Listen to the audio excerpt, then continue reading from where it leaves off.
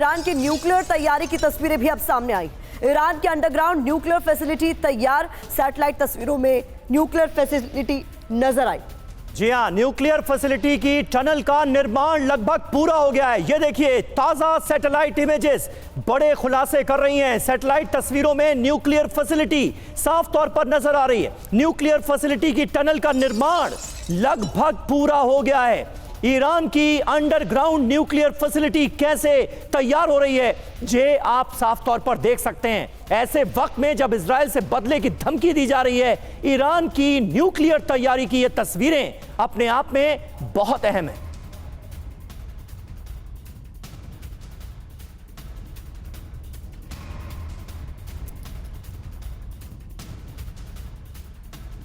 तो ईरान की न्यूक्लियर तैयारी की तस्वीरें हमने आपको दिखाई। ईरानी न्यूक्लियर प्रोग्राम से घबराए हुए हैं पश्चिमी देश। यूएन को भी ईरानी न्यूक्लियर प्रोग्राम की जानकारी नहीं है। इंटरनेशनल एटॉमिक एनर्जी एजेंसी की यह बड़ी चेतावनी सामने आई है। पारदर्शिता की कमी की वजह से एक बड़ा संकट आ सकता है। आईएईए के डायरेक्टर ने ईरान के न्यूक्लियर प्रोग्राम को लेकर चिंता का इजहार किया है।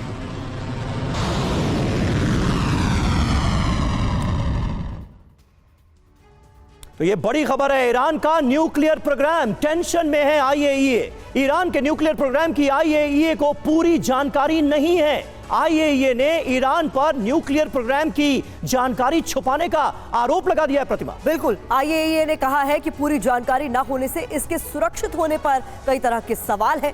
ईरानी न्यूक्लियर प्रोग्राम में पारदर्शिता की कमी से आ सकता है बड़ा संकट, इसकी वार्निंग दी गई है।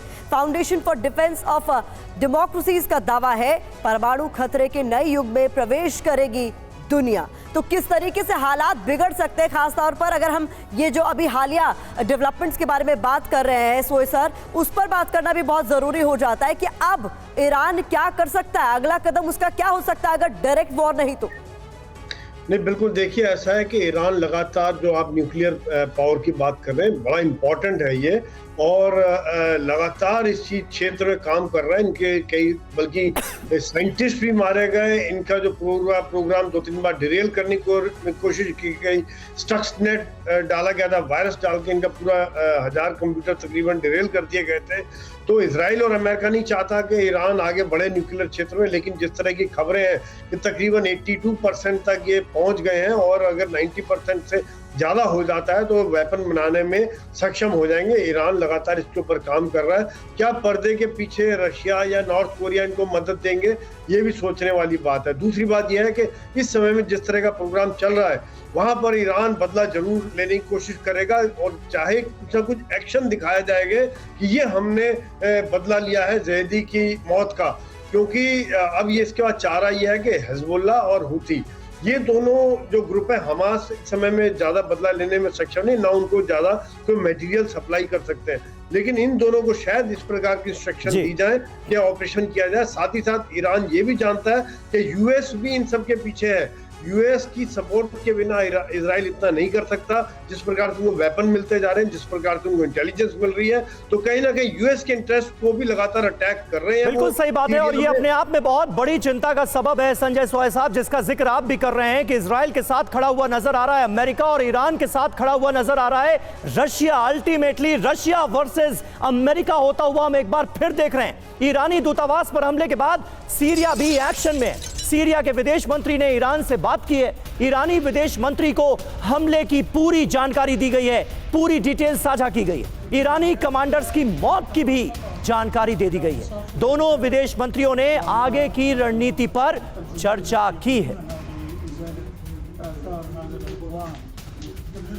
और इस बीच एक और बड़ी खबर आपके सामने रख दे। ईरानी दूतावास पर हमले की दुनिया भर में निंदा हो रही है। पाकिस्तान ने हमले को भड़काने वाला बताया है। हमला मिडिल ईस्ट में युद्ध को और ज्यादा भड़काएगा।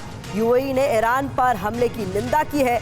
रूस ने भी हमले को अस्वीकार्य बताया है। तो ये इस वक्त की बड़ी खबर है। दुनिया भर में ये जो हमला इजराइल की तरफ से किया गया है सीरिया में, दमिश्क में दूतावास पर ईरानी, उस पर साफ तौर पर दुनिया भर में इसे कंडेम किया जा रहा है, इसकी निंदा की जा रही है। पाकिस्तान हो या यूएई हो, सबकी तरफ से इस हमले की निंदा की गई है। यहां तक कि रशिया ने भी हमले को अस्वीकार्य बताया।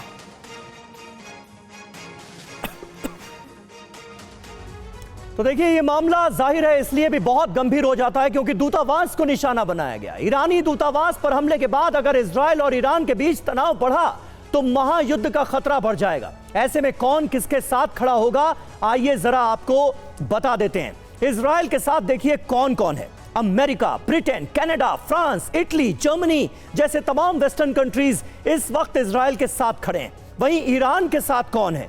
रूस, चीन और कुछ मुस्लिम देश ईरान का साथ देते हुए नजर आ रहे हैं। हालांकि खाड़ी देशों में कौन किसके साथ है यह कह पाना अभी बहुत मुश्किल होगा, लेकिन इजराइल और ईरान की यह जंग कैसे महाविध्वंस की पटकथा लिख सकती है आने वाले वक्त में, यह अपने आप में साफ होता है।